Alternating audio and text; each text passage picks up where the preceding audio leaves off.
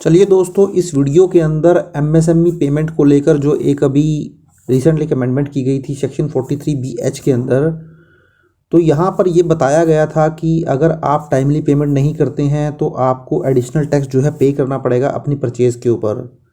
तो ये पूरा क्या सेक्शन है, किस किस पर्सन के ऊपर एप्लीकेबल होगा, वो सारी ही चीज़ों को समझेंगे और एक प्रैक्टिकल एग्जांपल मैं आपके साथ शेयर करूँगा जिससे आपको ज़्यादा क्लैरिटी होने वाली है। तो चलिए डिटेल में अपनी वीडियो को हम देख लेते हैं। तो देखिए, सबसे पहले तो आप जानते ही होंगे, अगर आप माइक्रो स्मॉल एंटरप्राइजेज़ हैं, अगर नहीं मालूम है तो मैं एक बार आपको बता देता हूँ। तो एमएसएमई का मतलब होता है माइक्रो, स्मॉल और मीडियम एंटरप्राइजेज़।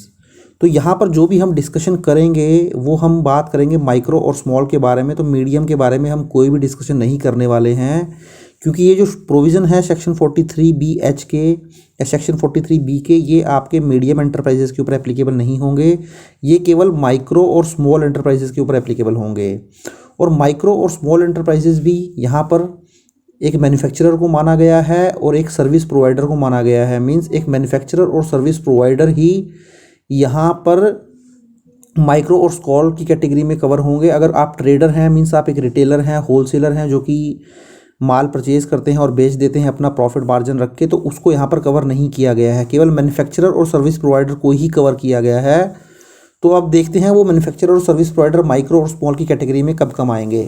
तो माइक्रो के अंदर सबसे पहले ये देख लिया जाता है, अगर आपकी प्लांट एंड मशीनरी और इक्विपमेंट के अंदर अगर आपकी इन्वेस्टमेंट 1 करोड़ या 1 करोड़ से ज़्यादा नहीं है, और साथ ही साथ आपका जो एनुअल टर्नओवर है वो 5 करोड़ से ज़्यादा नहीं है, तो उस केस में फिर आपको माइक्रो एंटरप्राइजेज़ मान लिया जाता है। वहीं स्मॉल एंटरप्राइजेज़ के लिए अगर आपकी प्लांट एंड मशीनरी के अंदर जो इन्वेस्टमेंट है वो 10 करोड़ से ज़्यादा नहीं है, आपका जो एनुअल टर्नओवर है वो अगर 50 करोड़ से ज़्यादा नहीं है एक फाइनेंशियल ईयर के अंदर, तो उस केस में फिर आपको स्मॉल एंटरप्राइजेज़ मान लिया जाता है। तो ये जो पूरी की पूरी डिस्कशन रहने वाली है वो माइक्रो और स्मॉल एंटरप्राइजेज़ के लिए ही रहने वाली है। तो सबसे पहले मैंने आपको बताया कि माइक्रो और स्मॉल एंटरप्राइजेज़ क्या होते हैं। तो ये माइक्रो और स्मॉल एंटरप्राइजेज़ क्या हो सकते हैं, एक मैन्युफैक्चरर हो सकता है, एक सर्विस प्रोवाइडर हो सकता है जो कि मैन्युफैक्चरर सेलर हो सकता है। तो सपोज़ अगर आप मिस्टर ए हैं, आप बायर हैं, और एक मिस्टर बी हैं जो कि सेलर हैं या फिर सर्विस प्रोवाइडर हैं, तो हम ये जो बात कर रहे हैं एमएसएमई, इन पर्सन के बारे में हम बात कर रहे हैं। जब आप इनसे कोई चीज़ परचेज़ करेंगे या इनसे सर्विसेज लेंगे, तो एज ए बायर ये आपकी ड्यूटी बनती है कि आप इनको टाइमली पेमेंट करें, और टाइमली पेमेंट नहीं करते हैं तो उस केस में फिर क्या क्या प्रोविज़न एप्लीकेबल होने वाले हैं, ये इसी के बारे में बताया गया है। तो अगर एज ए बायर हैं आप, तो एज ए बायर आपको ध्यान रखनी है कि अगर आप किसी एमएसएमई से परचेज़ कर रहे हैं, चाहे वो मैन्युफैक्चरर हो सकता है, एक सर्विस प्रोवाइडर हो सकता है, तो उसके केस में फिर ये सारे के सारे प्रोविज़न एप्लीकेबल रहने वाले हैं। तो देखिए, फाइनेंशियल ईयर 2023-24 जो कि 1 अप्रैल 2000 से 31 मार्च 2024 के बीच में रहता है, तो इसी फाइनेंशियल ईयर की हम बात कर रहे हैं। तो इस फाइनेंशियल ईयर के अंदर जो भी आपने परचेजेज़ की हैं, कोई गुड्स परचेज वगैरह किए होंगे या कोई और ट्रांजेक्शन भी किए होंगे, सपोज़ आपने कोई सर्विसेज किसी से ले ली, कोई प्रोफेशनल से सर्विसेज ले ली, और वो प्रोफेशनल अगर एमएसएमई के अंदर काउंट हो जाता है, तो जैसा कि मैंने आपको बताया था, वो एमएसएमई जो हो सकता है सेलर ऑफ गुड्स हो सकता है, या फिर सप्लायर ऑफ सर्विसेज हो सकता है, या फिर सर्विस प्रोवाइडर हो सकता है। तो यहाँ पर 1 अप्रैल 2024 को अमेंडमेंट की गई है इनकी टाइमली पेमेंट को लेकर, कि ये जो पेमेंट है आपकी 45 या 15 दिन के अंदर हो जानी चाहिए। तो ये अब 45 दिन और 15 दिन कब कब एप्लीकेबल होंगे ये भी मैं आपको बता के चलूँगा। तो आपको एक मोटा मोटा ये तो समझ आ ही गया है, अगर आप कोई परचेज़ करते हैं, कोई सर्विसेज लेते हैं, और जो सामने वाला पर्सन है सेलर है या सर्विस प्रोवाइडर है, वो अगर एमएसएमई है जो कि एक मैन्युफैक्चरर हो सकता है या सर्विस प्रोवाइडर हो सकता है, तो ट्रेडर यहाँ पर कवर नहीं होंगे। ये मैं आपको पहले ही बता चुका हूँ। अगर सेलर जो है वो ट्रेडर है तो वो यहाँ पर कवर नहीं होंगे। तो अब देखिए, इस सेक्शन की जो एप्लीकेबिलिटी है, वो जो मैन्युफैक्चरर और सर्विस प्रोवाइडर मैंने आपको बताया है, वो कौन कौन से पर्सन हो सकते हैं। तो वो जो मैन्युफैक्चरर है, सर्विस प्रोवाइडर है, जो कि सेलर ऑफ गुड्स है, जो आपको गुड्स सेल कर रहा है या सर्विस प्रोवाइड कर रहा है, वो एक इंडिविजुअल या प्रोप्राइटरशिप हो सकता है, प्राइवेट लिमिटेड कंपनी हो सकती है, लिमिटेड कंपनी हो सकती है, एलएलपी हो सकता है। तो ये पर्सन हो सकते हैं जो कि आपको सर्विसेज प्रोवाइड करेंगे या गुड सेल करेंगे, यही एमएसएमई की डेफिनेशन में आएंगे। और यहाँ पर भी एक और प्रैक्टिकल मैं चीज़ आपको बता दूँ, अगर आप अपनी आईटीआर को प्रिजम्पटिव स्कीम में फाइल कर रहे हैं 44AD और 44AD में, तब इन सेक्शंस की कोई एप्लीकेबिलिटी आपके ऊपर नहीं रहने वाली है, तब आपको सोचने की ज़रूरत नहीं है। वहीं अगर आप बुक्स ऑफ अकाउंट को मेंटेन करते हैं और ITR 3 को फाइल करते हैं, या फिर आपका टैक्स ऑडिट होता है, ये मैं बात कर रहा हूँ एज ए बायर, जब एज ए बायर आप अपनी ITR को फाइल करते हैं और ITR को फाइल करते हुए यदि आप 44 AD और 44 ADA में फाइल करते हैं तब तो कोई दिक्कत वाली बात नहीं है। वहीं अगर आप ITR 3 फाइल करते हैं, बुक्स ऑफ अकाउंट मेंटेन करते हैं या फिर अपना टैक्स ऑडिट करवाते हैं तो उस केस में फिर ये प्रोविज़न जो है आपके ऊपर एप्लीकेबल हो जाएंगे। उस केस में फिर आपको ये सारे ही प्रोविज़न जो है ध्यान में रखने पड़ेंगे। तो देखिए जो टाइमली पेमेंट की मैं बात कर रहा था, देखिए दोस्तों 45 डेज़ या 15 डेज़ जो होती है, तो सिंपली अगर सप्लायर के बीच में और बायर के बीच में एक रिटर्न में एग्रीमेंट किया हुआ है और उसमें जो डेट मेंशन की गई है, तो उस केस में कोई भी डेट मेंशन की हो, इवन उसके अंदर जो डेट मेंशन की गई थी दोनों के द्वारा कि हम 60 डेज़ के अंदर पेमेंट करेंगे सेलर को, तब भी वो जो डेट है वो 45 डेज़ की ही मानी जाएगी अगर वो जो सेलर है अगर वो MSME है।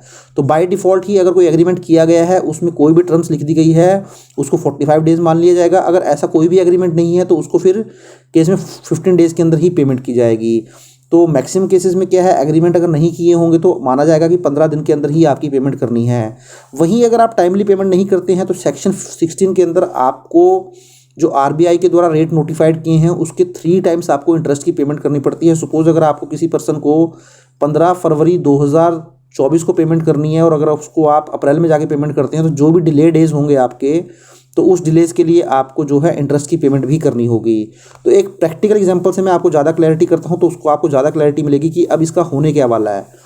अब सपोज़ करें यहाँ मैंने एक बिल डेट ले ली है 5 फरवरी 2024 को, आपने कोई माल परचेज़ किया एज ए बायर हैं। ये बिल डेट मतलब आप अब बायर की बुक्स की मैं बात कर रहा हूँ। एज ए बायर आपने कोई मटेरियल परचेज़ किया 5 फरवरी 2024 को और जो पर्सन से आपने पेमेंट किया वो MSME में कवर था, तो आपको 45 डेज़ के अंदर पेमेंट करनी चाहिए। तो 21 मार्च 2024 को आपको उस सेलर को जो है पेमेंट कर देनी चाहिए थी। सेलर बोल सकते हैं आप, सप्लायर बोल सकते हैं या फिर सर्विस प्रोवाइडर बोल सकते हैं। तो उसको 21 मार्च 2024 के अकॉर्डिंग आपको पेमेंट कर देनी चाहिए थी, बट आपने जो एक्चुअल पेमेंट करी वो 30 मार्च 2024 को पेमेंट करी। तो इस तरीके से आपने टाइमली पेमेंट तो नहीं की बट आपने 31 मार्च 2024 से पहले पेमेंट कर दी। तो जैसा कि मैंने आपको बताया था थंबनेल में भी, आपको MSME की पेमेंट जो है इस फाइनेंशियल ईयर के लिए 31 मार्च 2024 से पहले करनी ही करनी है, अदरवाइज वो आपकी इनकम मान लिया जाएगा, वो खर्चा आपको डिसअलाउड हो जाएगा।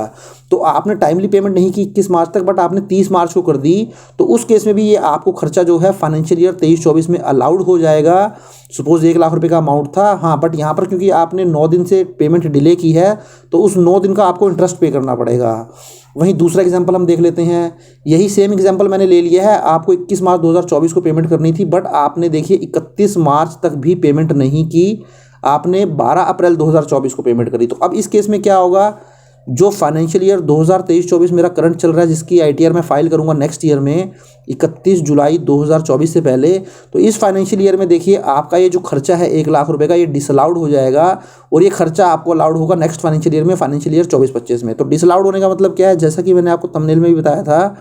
अब सपोज करें आपकी जो इनकम है वो आपकी इनकम है सपोज करें 5 लाख रुपीज़, आपकी टैक्सेबल इनकम 5 लाख रुपीज़ है। तो अब इसमें क्या होगा, ये जो 1 लाख रुपए की आपने परचेज़ की थी ये 1 लाख रुपए आपकी इनकम मान ली जाएगी और आपकी जो टोटल इनकम हो जाएगी वो हो जाएगी 6 लाख रुपीज़। तो अगर आप एक इंडिविजुअल हैं और आप ओल्ड टैक्स रिजीम में अपनी ITR को फाइल करते हैं तो आपको टैक्स स्लैब के हिसाब से, जैसा कि आप जानते हैं टैक्स स्लैब के अकॉर्डिंग 2.50 लाख तक किसी भी तरीके का टैक्स लगता नहीं है। 2.50 लाख से लेके 5 लाख तक आपको जो है जो टैक्स पे करना पड़ता है वो 5% पे करना पड़ता है, 5 to 10 आपको 20% पे करना पड़ता है और अबव 10 आपको 30% टैक्स पे करना पड़ता है। वहीं अगर आप न्यू टैक्स रिजीम में जाएंगे तो वो वाला स्लैब आपके ऊपर एप्लीकेबल हो जाएगा। तो यहाँ पर जो टैक्स लगने वाला है एज ए इंडिविजुअल हैं आप, तो उस केस में आपका जो भी टैक्स स्लैब होता है उसके अकॉर्डिंग टैक्स लग जाएगा। अगर आप प्राइवेट लिमिटेड कंपनी वगैरह है तो उस केस में फिर वो स्ट्रेट फॉरवर्ड जो भी टैक्स उनके ऊपर लगता है 22% का, 25% का या 30% का, जिस भी टैक्स स्लैब में कंपनी फॉलो करती है वो टैक्स लग जाएगा। तो as a individual straightforward ही आपके ऊपर 30% या 20% टैक्स नहीं लगने वाला है, जो भी आपका टैक्स स्लैब होगा उसके अकॉर्डिंग लग जाएगा। अगर यही मैं बात करूं, सपोज अगर आप न्यू टैक्स रिजीम में अपनी ITR को फाइल करते हैं तो न्यू टैक्स रिजीम के अंदर तो 7 लाख तक तो वैसे ही कोई टैक्स नहीं है, क्योंकि जो भी टैक्स लगता है उसकी रिबेट मिल जाती है सेक्शन 87A के अंदर। तो अगर इस तरीके से आपकी सिचुएशन कोई बनती है, ये 1 लाख रुपए आपकी इनकम में ऐड हो भी जाता है और आपकी इनकम 7 लाख क्रॉस नहीं करती है, तब भी आपको कोई टैक्स पे करने की जरूरत नहीं है, क्योंकि न्यू टैक्स रिजीम के अंदर 7 लाख के स्लैब तक कोई टैक्स नहीं लगता है। मीन्स जो टैक्स लगता है वो 87A के अंदर रिबेट मिल जाती है। तो यहाँ पर ये जो आपका खर्चा डिसअलाउड होगा, परचेज वो आपकी इनकम में ऐड हो जाएगी 23-24 में। और एक्चुअल पेमेंट क्योंकि आपने 12 अप्रैल 2024 को की है, तो अगले साल फिर आपको ये खर्चा अलाउड हो जाएगा। मीन्स आपकी इनकम अगले साल जो भी होगी वो नेक्स्ट ईयर उतनी ही अमाउंट से कम हो जाएगी। अब एक एग्जांपल हम और लेते हैं। सपोज 28 फरवरी 2024 को आपने कोई परचेज़ की थी, 45 दिन में आपको पेमेंट करनी थी एमएसएमई को, तो 13 अप्रैल 2024 को आपको पेमेंट करनी चाहिए थी। बट अब आपने एक्चुअल जो पेमेंट कर दी, देखिए दोस्तों, वो 12 अप्रैल को कर दी। अभी देखिए यहाँ पर जो पेमेंट का टाइम था वो 13 अप्रैल तक का टाइम था, बट क्योंकि आपने 13 अप्रैल से पहले ही पेमेंट कर दी, तो यहाँ पर भी आपको जो फाइनेंशियल ईयर 23-24 है वहीं पर आपको 2 लाख रुपये की डिडक्शन जो है वो मिल जाएगी। वहीं देखिए यही सेम एग्जांपल मैंने ले लिया। अब आपको 28 फरवरी को आपने परचेज़ की, 13 अप्रैल तक पेमेंट करनी चाहिए थी, बट आपने यहाँ पर पेमेंट डिले कर दी।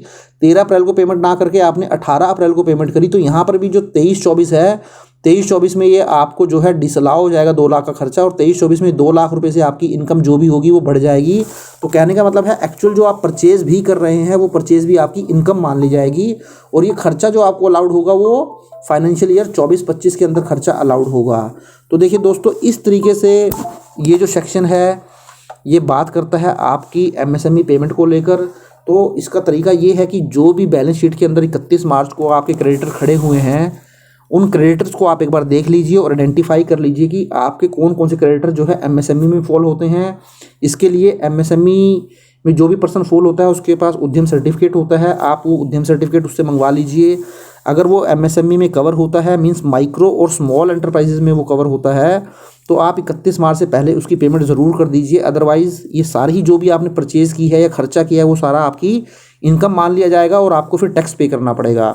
हाँ, ये ज़रूर है कि जब भी आप नेक्स्ट ईयर में उसकी पेमेंट करेंगे तो उस साल में जाके फिर आपको वो अलाउड भी हो जाएगा। तो ये था दोस्तों 43BH के बारे में। आई होप वीडियो आपको अच्छा लगा होगा। वीडियो अच्छा लगा तो उसको लाइक करें, शेयर करें, और चैनल को सब्सक्राइब नहीं किया है तो चैनल को भी जरूर सब्सक्राइब कर लें। Thank you very much, have a nice day, take care.